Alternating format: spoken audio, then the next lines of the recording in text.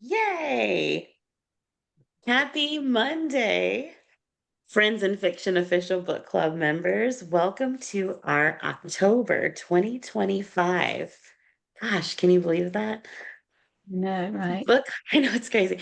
Our book club discussion. We are so excited. And you guys know, y'all know me. You know what I love. I love witchy books and I love witchy things. It's October. I'm wearing my So witchy this crown. it's time for Lisa to shine. Nope, it's not my name. I know Morgan Ryan is going to shine because this was the debut of Dreams for me, A Resistance of Witches. We are just so excited to start. So for welcome new Yes. members, we did hit 40,000 members since our last book club discussion. So thank you guys for hanging out with us. For those of you that are new, I'm Lisa Harrison, and I'm with my beautiful co-host, Brenda Gardner, over Thank there, thank or you, maybe Lisa. over And there. and when I said, yeah, for me it's you're over there. When I said it's your time to shine, I meant this month because this is your month to just go all everything.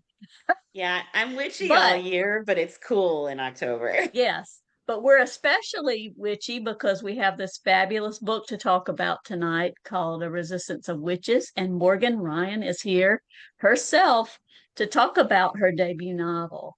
So we are very excited. Are you ready? Okay, Yes. I'm going to Would you like introduce her to? then. Yes, please introduce her. Okay. Morgan Ryan is the author of Stories Born from a Lifelong Love of Magic, a fixation on historical minutiae that borders on the obsessive, in her own words, and a tendency to fall down rabbit holes. She was raised in a family of writers in upstate New York and received her degree in theater performance from Northeastern University, another something you have in common. She now Ah, lives in Chicago with her husband. A Resistance of Witches is her first novel. So we are very excited to welcome Morgan to the book club tonight. yay! Hello, hello. Thank you so much for having me. Thank you for joining us. We are so excited. And our members are excited too. So we've got a lot Yes, to and talk about. I know. And we started right on time, I must say, tonight.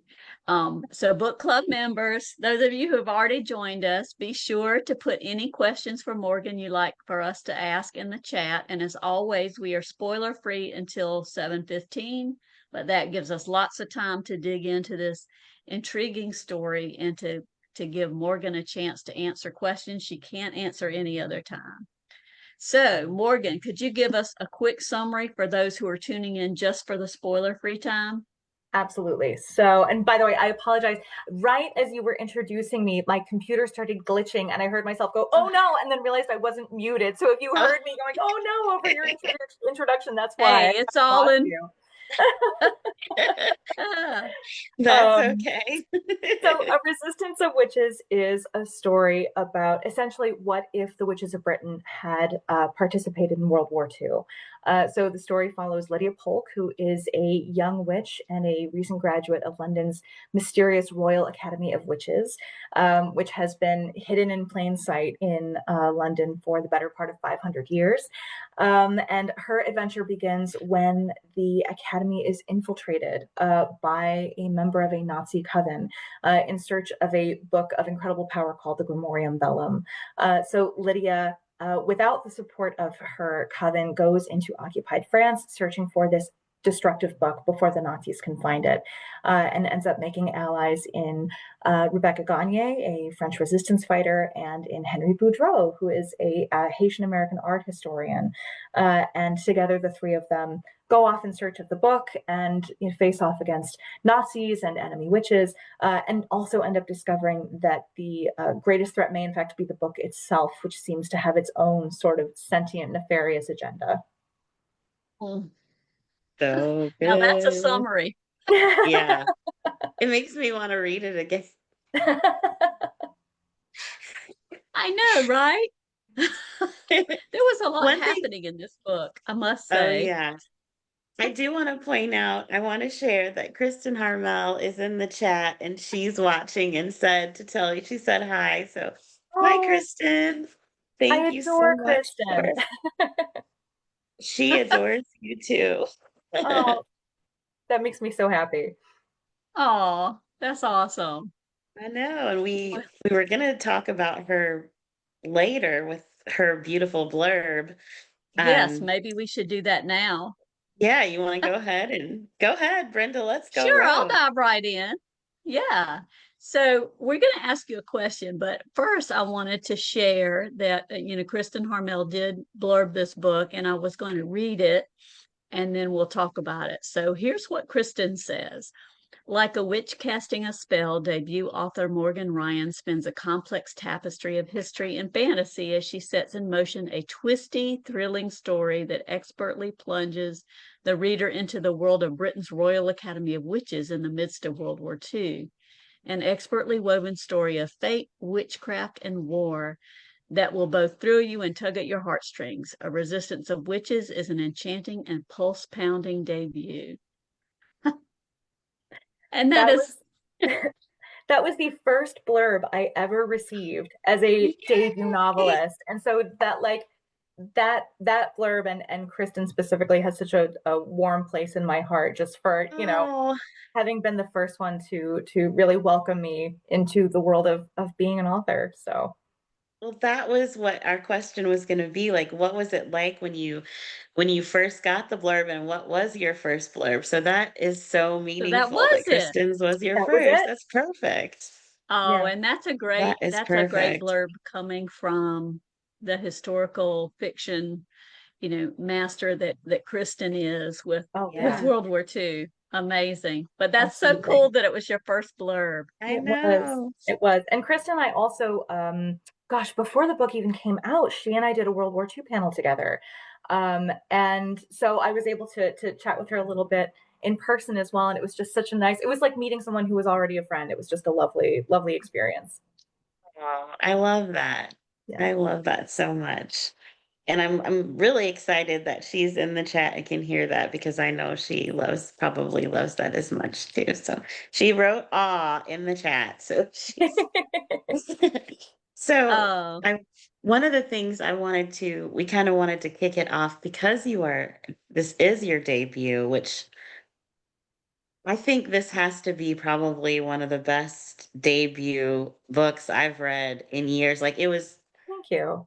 It just blows me away how you did such a mix. It's so unique with having historical and also having the witchy element, which it's kind of like a marriage of all of our favorite yes. things. Mhm. We're big on historical fiction, and then I'm like total witch nerd. But my Thanks. question is, can you share with us what your path to publication was like? Gosh, yeah. So I started writing this book, like I think a lot of people started writing their books in early 2020. So I conceived of the book actually just about a month before COVID. I was on the L train here in Chicago, none the wiser, looking for my next read, and came across a book that I looked at the cover and thought, oh my gosh, that looks like it must be about witches in World War II. And I was so excited. I was like, I have to buy this book. And I looked a little closer and realized it was not, in fact, a book about witches in World War II. And then I went, well, somebody must have written this. And I went out searching for it, and it simply didn't exist. And I kind of knew immediately how I wanted it to go and how I would have pursued it. And then I immediately forgot about it, in the kind of hustle and bustle of my day job. And then a few weeks later, of course, the world shut down. I was working from home. I did actually keep my job, which a lot of people were not so lucky to do, but I did, and my husband did. Um, but of course, I had a lot less to do outside of the house. And so, a couple weeks into COVID, my sister Lee, who's also an aspiring author, called me up and said, "What are you doing to stay sane? Are you writing?" And I said, "No." And she said, "Okay, you write 20 pages of something, and I'm going to write 20 pages of something. And then on Wednesday, we'll swap and we'll critique for each other." And what I wrote was the first chapter of Resistance of Witches. Um, so that came out very quickly. because again, I had a lot of time on my hands. That was, I think, probably March or April of 2020. And by June, I had quit my day job, which is a Wow. crazy thing to do. And please do not do that, aspiring authors in the chat, unless you have a rock solid support system. Absolute madness. But I just, I have an incredibly supportive spouse who, understood that I was not happy doing what I was doing and wanted to give me, the gift of time. And so he bought me a little bit of time to write my book. It took me a year to write it, another year to find representation, a year of editing after that to, actually like take it to market and get it sold. So it was a long path, a long 5 years from first conceiving of this book to today. Love it. Wow. That's That's amazing. that is. It's very inspiring. We have several um, writers within our Mm. book club group too. So it's so interesting to hear how Of you get started and what that path to publication is like. So thanks for sharing that. course. I Yeah. always want to be clear with, oh, sorry. No, no, go ahead. I was just saying, I always want to be clear with people too that, like, having grown up around authors, not just, my mother is an author, a lot of her friends are authors, and almost all of them actually continue to have other jobs as well and do other things and be teachers or booksellers or any number of other, professors. And so whenever I meet people who say like, oh, do you have to quit your job to write a book, or like that feels like a really scary thing Yeah. to do. Like, you're absolutely not required to do that. I'm just a crazy person who knew that, if I didn't take a flying leap, I might not do it at all. But there's absolutely, not everyone chooses to just abandon all reason and quit their day job. Well, it seemed to Although have we worked wish out we could. yes, it seemed to have worked out pretty well for you. Kind of piggybacking on that explanation of how the spark happened. Mm. Kristen also had a question for you. She talks about the starred review from Kirkus, and Mm. that your book weaves together so many genres into one book. Um, Kirkus says it's an excellent choice for anyone looking to dip their toes into historical fiction or fantasy. Can you talk a little bit about you mentioned how you came up with the idea, but Mhm. how did you go about plotting it, and were there books that you were inspired by and genres Mm. that you pulled from? Oh gosh. I mean, That's I a deep am. question from Kristen. Thank you, Kristen. Um, it's funny. The way that I plot books has changed um since becoming a published author, because I had the luxury before this book was sold that I could kind of pants it a little bit. I could fly by the seat of my pants and write, on my own schedule and threads that not uh might not always kind of pan out. Now I'm much more of a plotter than I was when originally doing this book. But in the beginning, I really kind of was winging it until about the halfway point. And then I hit a point with Oh. this book where I realized I had put my characters in such danger and in that I had no idea how they were going to get out of it. And I had to actually walk away from the book for 3 weeks and kind of spitball ideas with my husband until I figured out how they were going to get themselves out of the mess I had put them in. And after that, I stopped doing that and did start actually coming up with, synopses ahead of time so that I wasn't completely, gobsmacked by the decisions that my characters made. But at the time, it was very loose the way that I was writing it. And the books of my heart are always fantasy. So I love any book about witches. I love those stories so much, and I do love historical fantasy stories. So I think I read the Once and Future Witches right around the time that I was starting to write the first draft of this book, and I was so I remember reading the beginning of that and reading the prologue out loud to my husband and saying, I'm Yeah. so mad I didn't write this because it's just so gorgeous. But I loved that kind of alternate history, and obviously that's in a different time period than the one that I'm writing in. But I loved the idea of alternate history and taking, ideas of things that have happened in our own history and marrying them with witchcraft, because witchcraft goes hand in hand with feminism, and it goes hand in hand with politics, and it goes hand in hand with, human rights, and like all of these things that matter to us in our history. It just felt like such a natural marriage. And also because, with something like World War II, you have this real harmony of stakes where, the stakes in a fantasy novel are so ridiculously high. It's, and that's why I think people love them, because they do tend to be about, like an evil army of the dead is taking over the world, or like, then an evil emperor wants to destroy everything. And it's like, well, World War II, this is a period of time where monsters really were taking over the world. They just happened to look like men. And the stakes felt very, very high in a way that I think works tremendously for pairing fantasy. I feel like we're soulmates. And at least it's getting more and more like, yeah. I mean, we both had the theater degree. We both are, I'm from Chicago. You live in Chicago. We like the witchy things. Mm-hmm. Everything you just said, I'm like, that's exactly why I've connected with witches since I was a child. Because you see strong females without Mm-hmm. not always, wanting to be a damsel in distress. They take care of themselves. It's not always, oh, they're pushed for a love triangle, or it's, Yeah. driven for a reason, dealing with a man or love, or Mm-hmm. it's just strong women doing what they need to do to survive. And Yeah. you didn't see a lot of that, Yeah. except witches. So Yeah. love it. We have some great questions from the chat.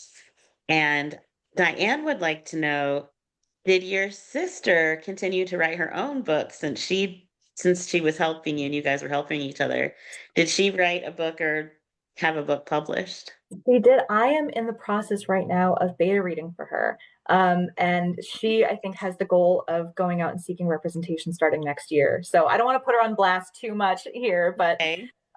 but yes, one of the benefits of having a sister who's a writer is that we can still switch books. So she's always one of my earliest beta readers for everything I've ever written, and vice That's versa. amazing. Yeah, Oh, That's that's I'm very awesome. lovely. lucky in that way. We'll reserve a spot for her in the Please future. do. Yeah, She's brilliant. She's written this like YA dystopian science fantasy, and it's absolutely blowing my mind. love it. Wow. We'll definitely but we'll keep in touch and get information about that too.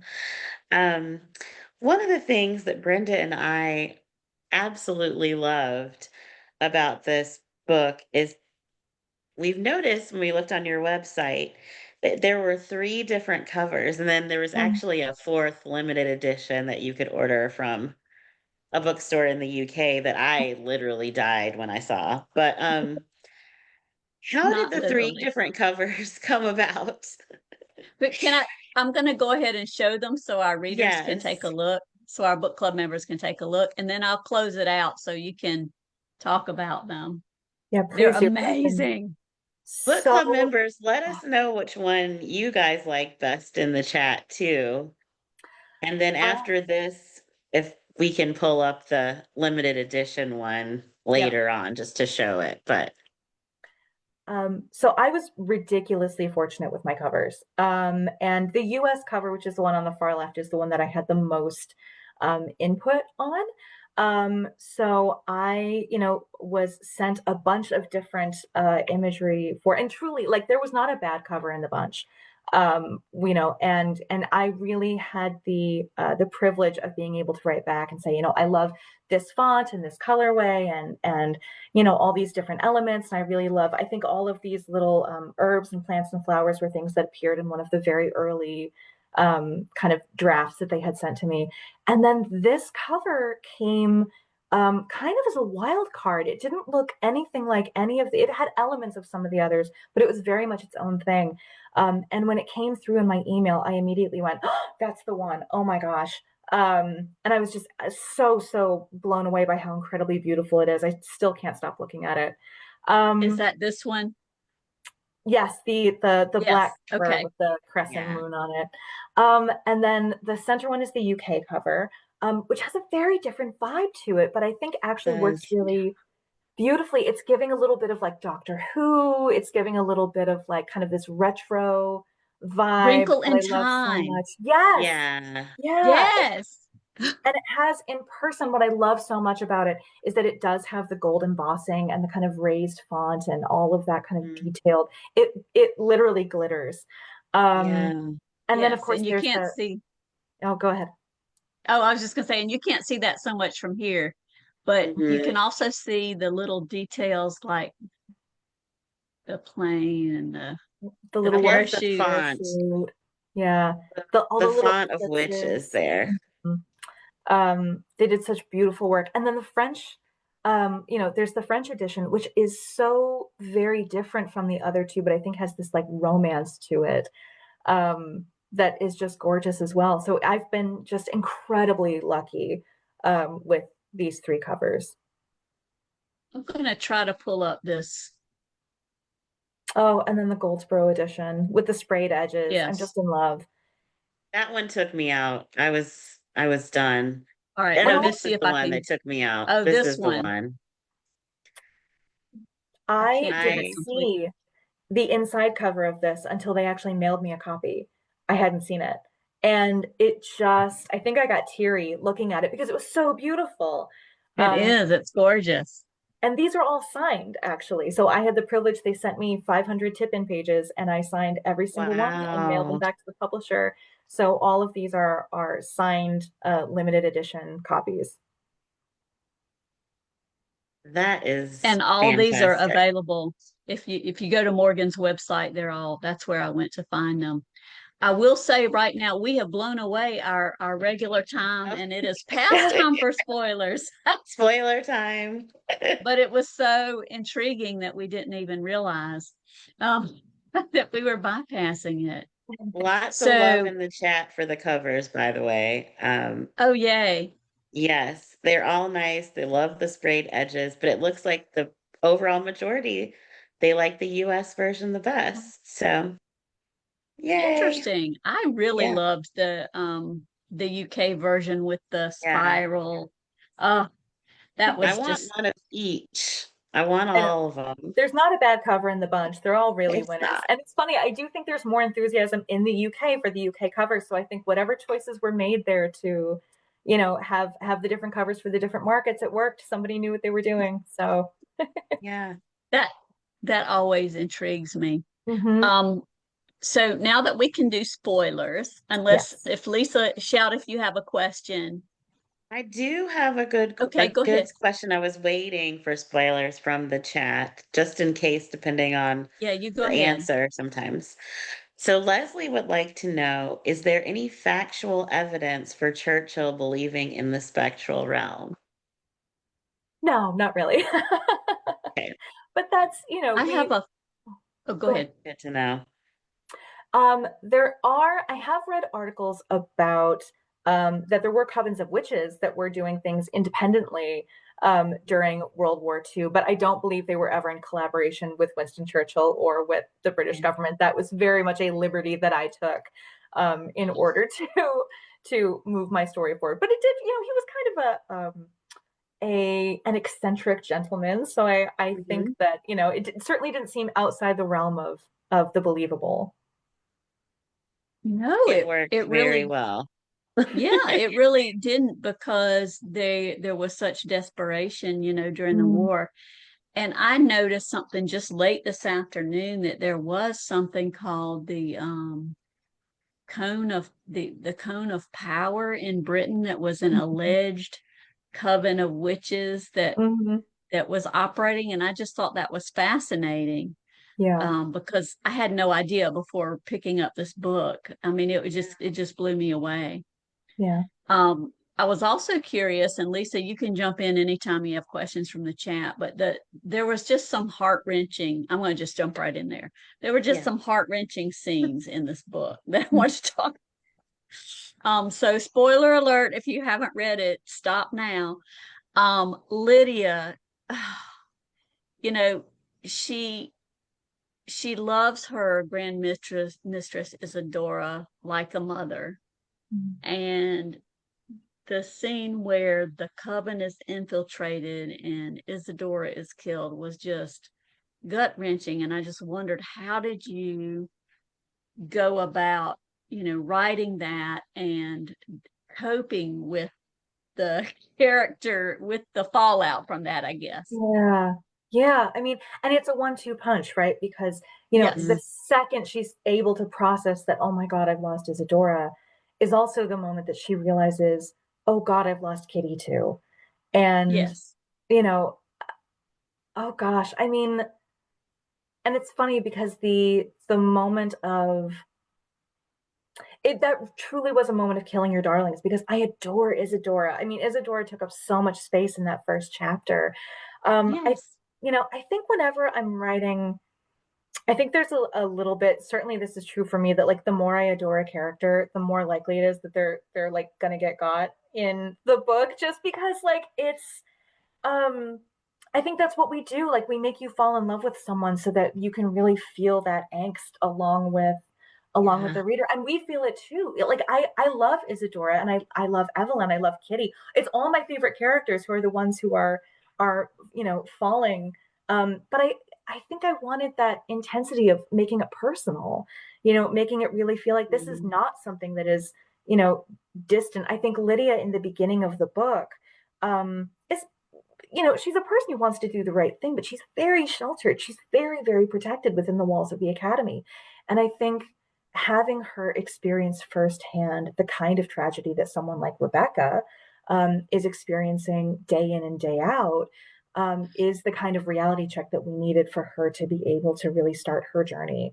Um, and in terms of, anytime I have a scene that is particularly violent or has a lot of action in it, I feel like I try into, and this is the theater kid in me, I turn into a little bit of a cinematographer where I start slowing down time, I start directing the camera, I start thinking about, the quick cuts. What would this look like on a movie screen? What would the music be doing in this moment? So you can really, there is a little bit of slowing down of time where she realizes, oh, Kitty's hands are cold, and that's strange because her hands are always warm. And then she turns and sees her, and then she smiles, but it's not right, and then she slits Isadora's throat, and all of that happens over many lines of narration, but really it's a millisecond that it's happening in the book. And that's something I like to do. I like to think of it like I have a movie camera. I love that because I think you taking the time to think about those details, it comes across in your writing because it's so well, like we can imagine it so well. Like Mm, the details were incredible. Um, thank and I you. want to I want to read one comment from Lee in the chat. She said, "I have to admit to being shocked at the demise of both Isadora and Kitty at Mhm. nearly the beginning of the book." So it's kind of like, okay, we're in here Yep. right away. We're jumping right in and getting into this story, which it was, yeah, it was a little bit of, it was shocking, but it was so well done. Yeah, it's shocking, but I Um, think it gets you invested, and it really does showcase, yes, like people are. This is not a hypothetical conflict. This is not something that's not going to touch you personally. This is very personal. right, You know. Well, right. and I'm glad you said that because, and I'm going a little bit rogue here, which is usually Lisa's specialty, but Love it. I just wondered, it wasn't your intention because I just so felt the emotion with these key scenes, Mm. when Isadora dies, when she realizes that the coven has been infiltrated, when, so many different scenes, like it hit me in a little bit different way than a World War II historical fiction would normally hit me, even though Mhm. they're all tragic. Was it your intention to make it like kind of an alternate, you know, horror that mirrored the World War II. I'm not sure I'm saying it very No, well, but I hear what you're saying. It's in a way, yes and no. Obviously, anytime you inject fantasy into world historical events, you are creating an alternate universe, even Right. if it skews very, very closely to the real world events. But something that I wanted to be really careful about, oh gosh, it's so great to be able to talk spoilers right now, by the way, is that you at go. I didn't want to write a universe where the witches end World War II, where witches, like kill Hitler, or where witches, Right. stop the Holocaust, or where witches kind of take that responsibility from the people who actually did fight in this war. Like the blood, Right. sweat, and tears, incredible sacrifice that it took to fight this war. So like, yes, in a way it is alternate history, but at the same time, I wanted to be very careful to not kind of give the glory to these characters in a way that would take it away from the people like my grandparents who made very real sacrifices to stop Hitler. Absolutely. And my father was in World War II as well. So he, but but you did such a great job of the witches feeling the same intensity and the Right. same desperation and pain as the people Mhm. felt. Yeah, They weren't,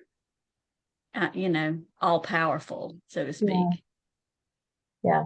And also that same trepidation of like, do we actually want to be involved in this? We have the option of sitting this one out, Right. and having to make the choice to do what's right, even though it is dangerous. Mary in the chat says, I hope this book gets made into a movie. And I Same. agree. So to piggyback off that, since you do think about the cinematography and the music and the sound, have you thought of a dream cast? I have, but so many. And the problem with a Dreamcast for a book that I've been writing for 5 years is that they age out. Um, but I have considered that Anya Taylor-Joy would be amazing as Lydia. Um, she just has that ethereal quality um, that I just That love. took my breath away when you said Oh, it.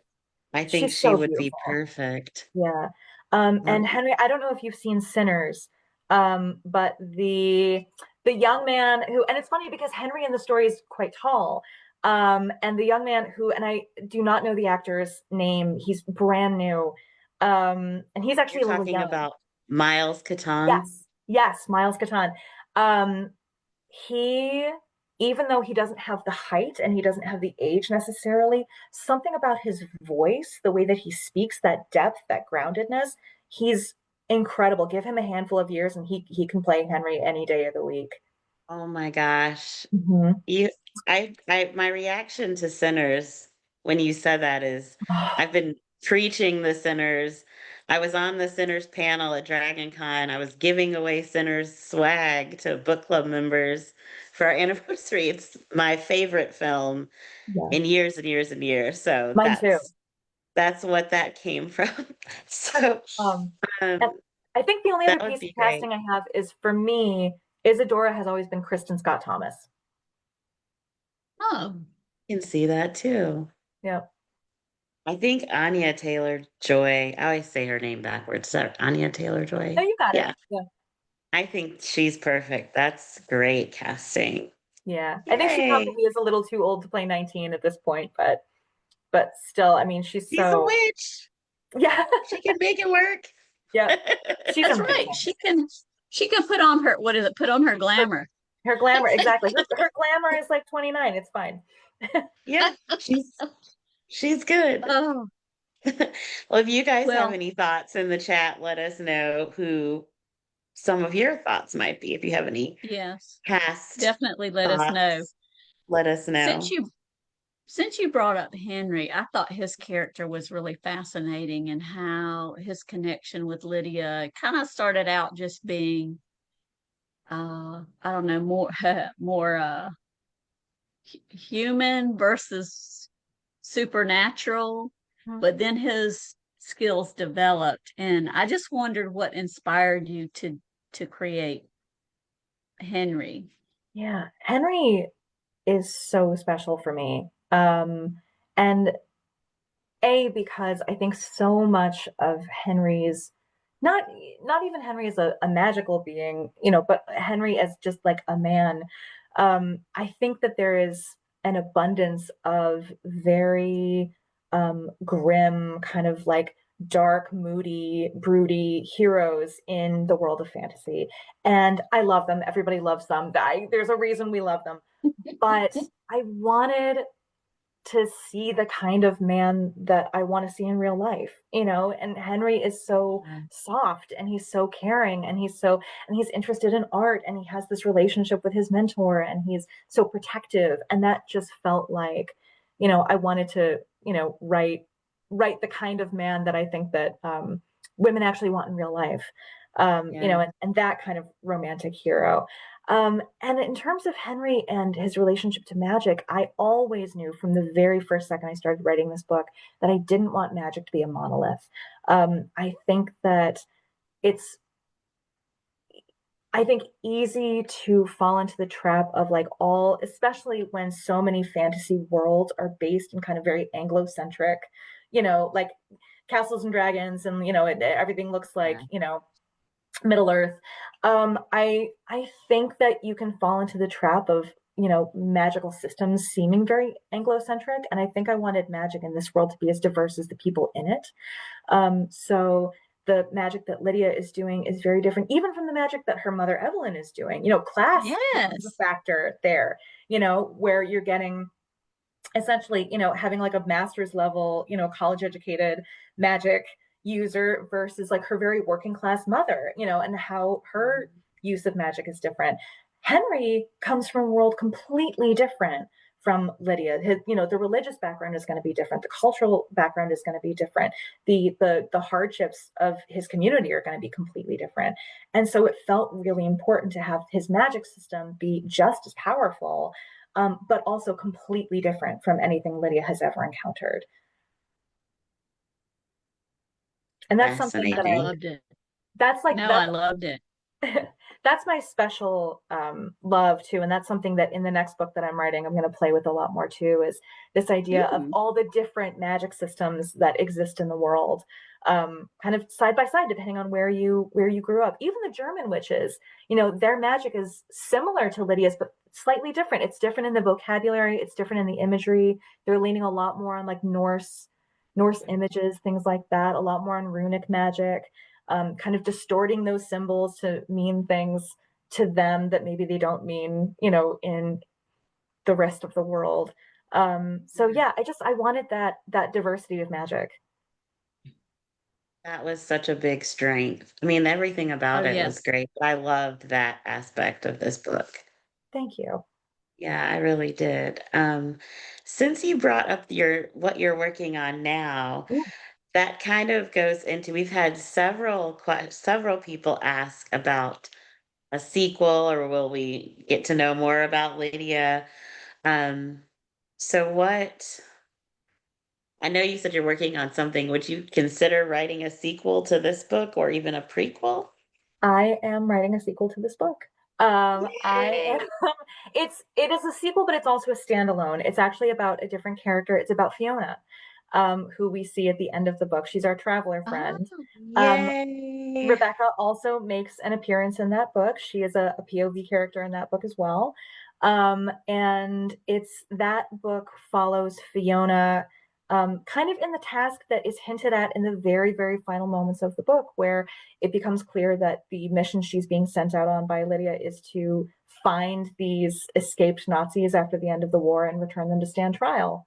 So that is a book that is going to follow, get a lot more into Norse mythology, and it's another kind of traveling through different countries sort of a trip. It also has a lot to do with wolf imagery and werewolves, and the way that the Nazis were kind of fascinated by werewolves and wolf images.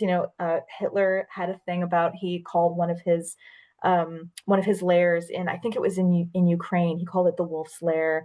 They had something called Radio Werewolf in Berlin. They had Operation Werewolf. So they had a real thing about werewolves. And so this book follows a little bit of Fiona rounding up some escaped Nazis after the war, but also encountering maybe some of their fringe science efforts along the way as well.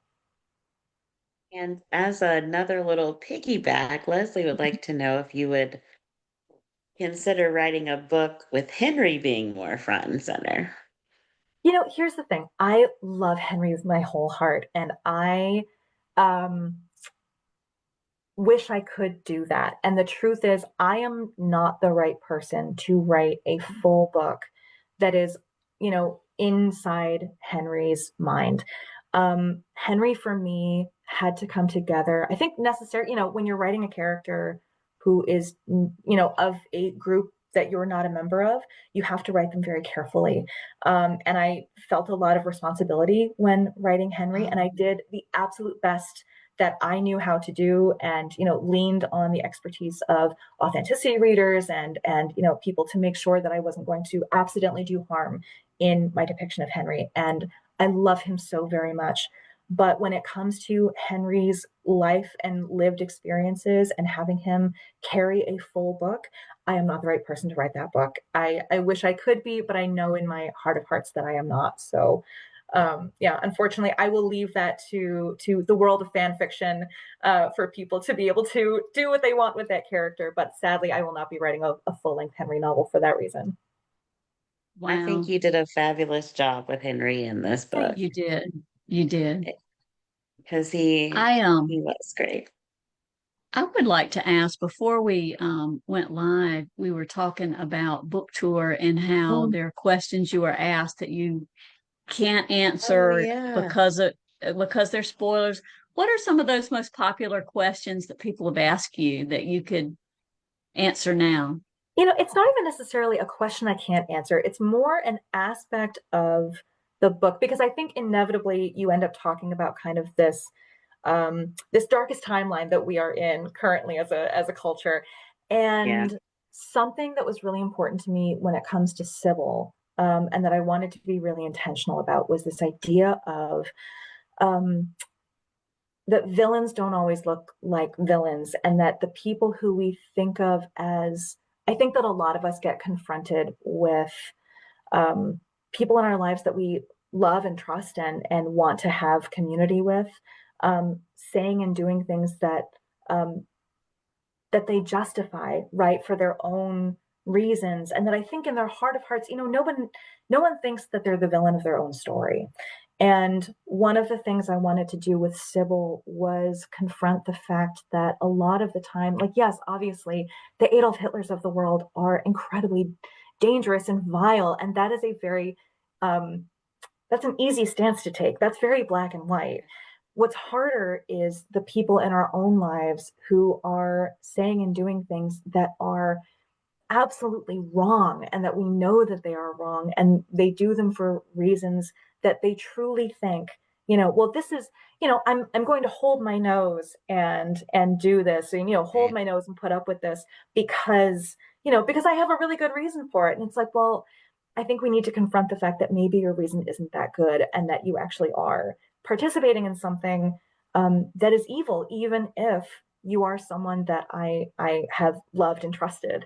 And I think that's something a lot of us are grappling with, and that's something I really wanted to, talk about with Sybil. And it's not something that I always get to talk about in, bookstores and things like that, because folks haven't always read the book, and I obviously don't want to spoil, Sybil being such a baddie. Well, yes, but that does, all right. But that does bring me to an interesting thing I wanted to ask you about, and because Sybil is kind of a mother figure also to Lydia, just like Isadora is, and then her real mother.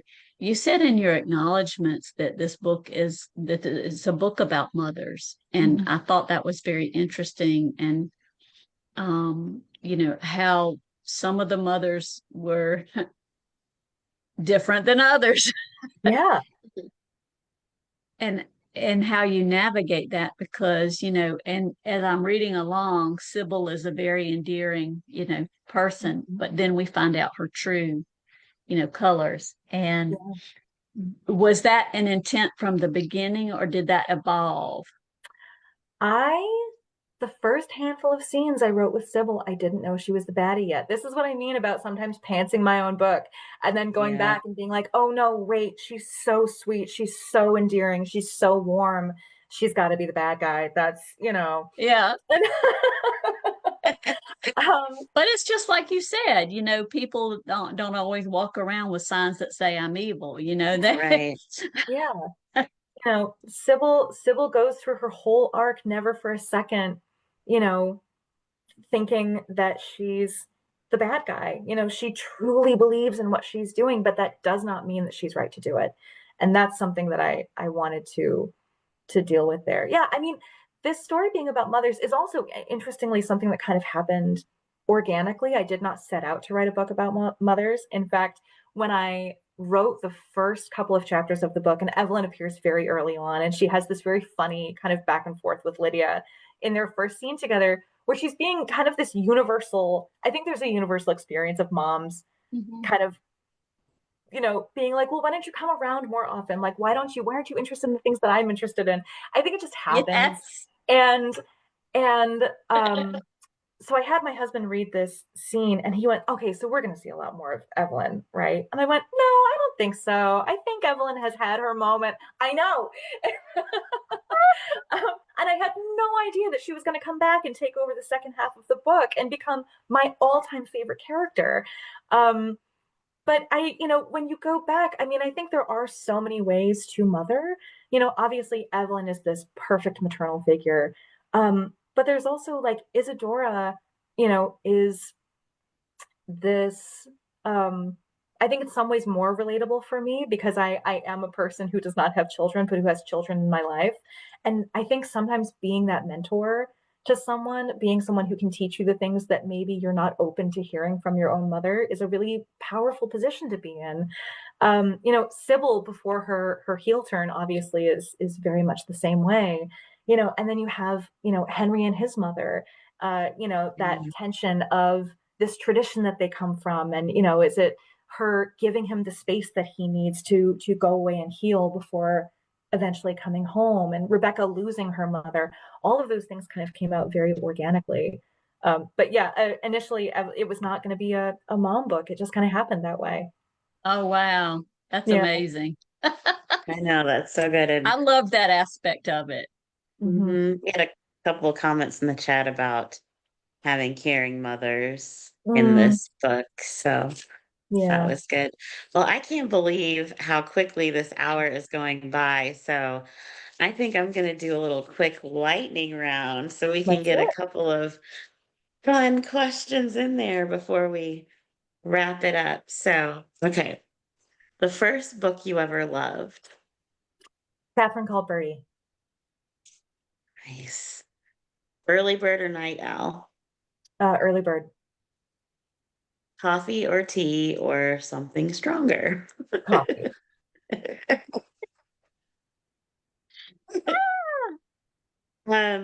Potion brewing or spell casting? Potion brewing. Favorite witchy book or movie? I grew up on The Craft and Practical Magic. Um, favorite. Craft is my all-time favorite. Oh God, it's just so formative. Um, favorite witchy book, I think, is actually The Once and Future Witches. That was a great one. Mm, Great one for those who haven't read it. One word to describe your writing style. cinematic. Oh, I love that. Favorite fantasy trope you'll never get tired of? Mm. Um, I don't know if I have a fast answer to this.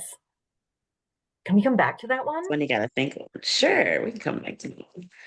Um, Biggest writing pet peeve. Like in my own work? Mm-hmm. That thing where I go and think, I might have used this word one too many times, and then I do a search for it, and it turns out I've used that word like 107 times. You're I not love alone that. there. You're not alone there. Okay, this is interesting. What scent best describes your writing? Smoke, lavender, or parchment? Lavender. Love it. Mm. And would you like to write by candlelight or a stormy night? Ooh, can I do candlelight on a stormy night? Why That not? sounds that sounds perfect. And then we had a question pop up from the chat that kind of goes, well, it can go for a quick answer. Maria wanted to know if you've ever been to any witchy places. Ooh, I've spent a lot of time in New Orleans actually, which was the inspiration for Henry being from New Orleans. Mhm. I also went to Edinburgh, Scotland, 2 years ago, 1 year ago, um, and just such a moody, wonderful, kind of misty place that just feels like an old medieval city, but like with the population of Portland, Oregon in it. Um, just a wonderful, wonderful place to visit for witchy folks, and they have some great witchy stores there as well. Nice. Okay, just have a few more. Mhm. Um, what historical event would you love to rewrite with a witchy twist? I have about 70 or 80 pages of an Evelyn prequel set during Spanish flu um, Oh, that I would love to do something with someday because Evelyn would have Novella, been. novella. Could Yes, be. it would be perfect as a novella. But she was right around Lydia's age during Spanish flu. And of course, that's also the end of World War One, and she's a healer, and it just felt so right, oh yeah. That's especially in this amazing. COVID world. So you brought up healer. So the Mm. next one is, would you rather be a healer, seer, or a spellcaster? Healer. Okay. Now, describe a resistance of witches in 5 words. Mm. Uh, Gosh. Feminist magical retelling. Uh, Mothers are superheroes, but that actually ends up with 6 words. We'll take We'll it. take it. Okay. Thank you. And then, well, I guess Deal. we can end on the one of my favorite ones that we've a character, any character, whether it's one you've written or one that you've read, character that you would like to grab a drink with. Oh, Evelyn, all day. I love it. Love it. Thank you. That was so much fun. That I was could go on fun. with a lot Yeah, of I other love that. questions. But I do. I love those kind of questions. I love lightning round So good. questions. They're always so fun. They're a lot of fun. Well, Morgan, what are you reading now? Right now, I am listening to A Magic Deep and Drowning, and I'm also reading a Band of Traitors by Lee Ryan, Nice. which is, of course, Fabulous. my sister's book. So, Yeah, I was gonna Oh, say. okay. I recognized the last name and I was like, yeah, who? yeah. I have to shamelessly plug my sister. She's not published yet, but I will shamelessly plug her because I'm like, every second that I'm not reading that book, I'm wishing I were reading it. Well, we can't wait until you have some more information on it and definitely keep us posted because we love to chat with her too. Great. Absolutely. But in the meantime, what could you tell us about your tour dates and also where our readers can get a signed copy of your book if they want to gift it or if they don't have it already? Absolutely. So, for a signed copy of the book, you can find signed copies of that first edition, the special edition from Goldsboro at, I believe it's goldsborobooks.uk. I will double check the URL and I'll put that into the chat. And Um, they and they ship to the US. they do. Oh boy. Um, and Merry Christmas, Lisa's friends. You're getting a resistance of witches. My um, birthday is coming up. No, just kidding. and for upcoming signings, I will be in at Silver Unicorn Books in Acton, Massachusetts on October 28th. Very cool. Oh, how fun. We've got some Massachusetts. We've got some, I don't know where that is in relation to Boston. But we've got some Massachusetts girls I was in in the Boston for 10 book years club, before so Chicago. So I'm nice. New England in October is a special place. Oh yeah, that's bucket list for me. So Mm. yeah, that sounds really cool. I can't believe it's already I know. 7:55. There's Our so many hour is things. It our flew hour is by. almost up. It has. It's flown by. Yeah, Lisa, did you want to? I'm going to give you a hint. Did you want to ask Morgan about Comic-Con? kind of do. We can do one more question. We Yeah, won't Absolutely. I hold know. you too We've late. I loved Comic Con. So, Comic Con was crazy. well, that's what I wanted to ask you about because I saw that you went this year and that you were on some panels and you did some signings, and I have been to San Diego Comic-Con a couple of times, and I know Mhm. that is a totally different beast. So Yeah. what was it like for you, and like what was some of your highlights? I mean, the thing you have to understand is the book had been out for about a week. So Wow. and I had never been to San Diego Comic Con. I'd never been to any Comic Con. So I Oh boy. understood that it was going to be a lot. I don't think I anticipated um, the level of excitement for the book. I don't think I anticipated the line of actually being able to meet readers and fans face to face who were Mm, excited to have their book signed. We ran out of A Resistance of Witches while I was in the signing line, which was just the most mind-blowing feeling. It's Um, amazing. it was such an incredible feel. But I truly, and this is not lip service, I think my absolute favorite part was that I got to meet so many other authors, um, Hmm. on those panels and at the signing table.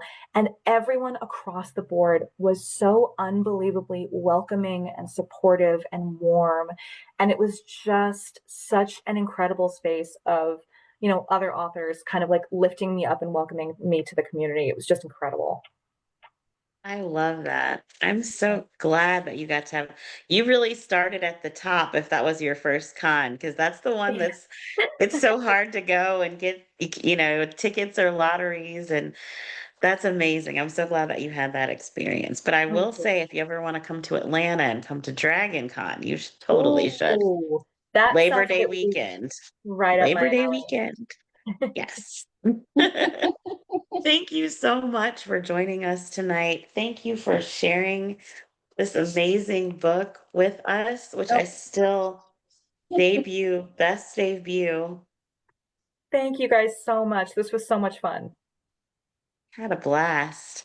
it was such a pleasure having you tonight. I can't wait for your next one. Thank you. Yes. Sequel, you guys heard it here first. That's right. That's right. Well, take care. Thank you so much for joining us tonight. Thank you. Bye bye. Bye. Bye.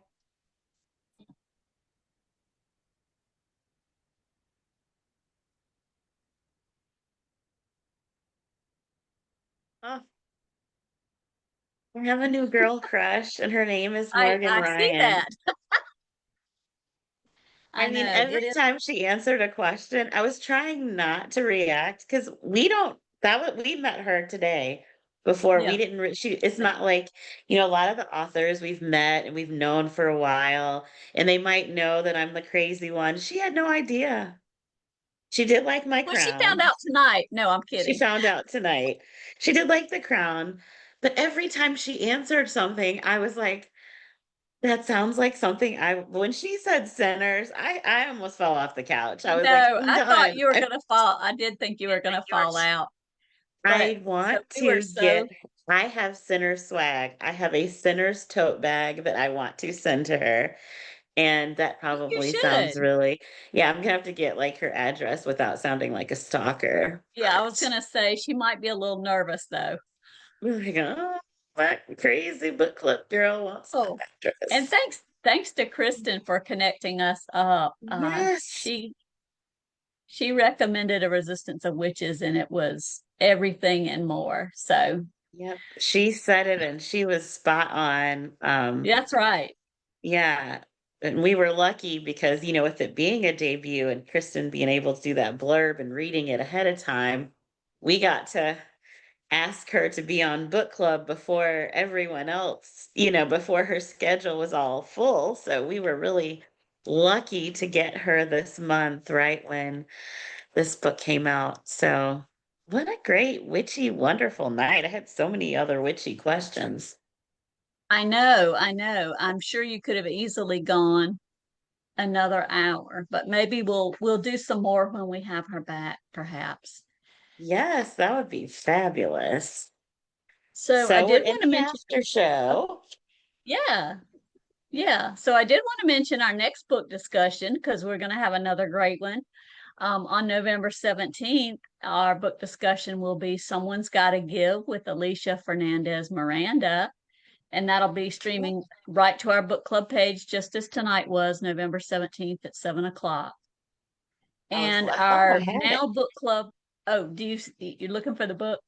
I thought I had it right here, but you know what? I just saw I'm her a gonna, couple weeks ago and she you know what signed I'm it gonna for do me.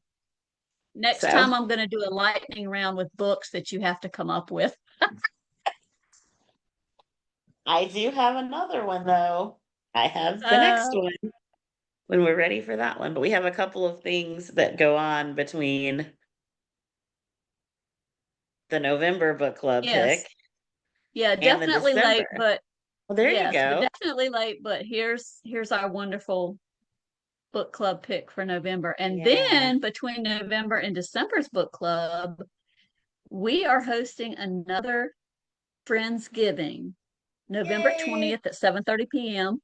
The event is already on the page, but the link is not on it yet to register. This is a registration Yeah. event. It's not going to be streamed live to the page. So if you Mm. want to attend Friendsgiving, which is just an opportunity for our bookish community to get together and talk about books and Thanksgiving and traditions and just generally have a great time. We'll post a link in the event description to register, and it'll be on Zoom. Yes, can't wait for that. And then on December the 4th, I believe. Yes, we will have our next happy hour with Ron Block. That starts at 7:30 p.m. and a special guest that Brenda and I have no idea who it is.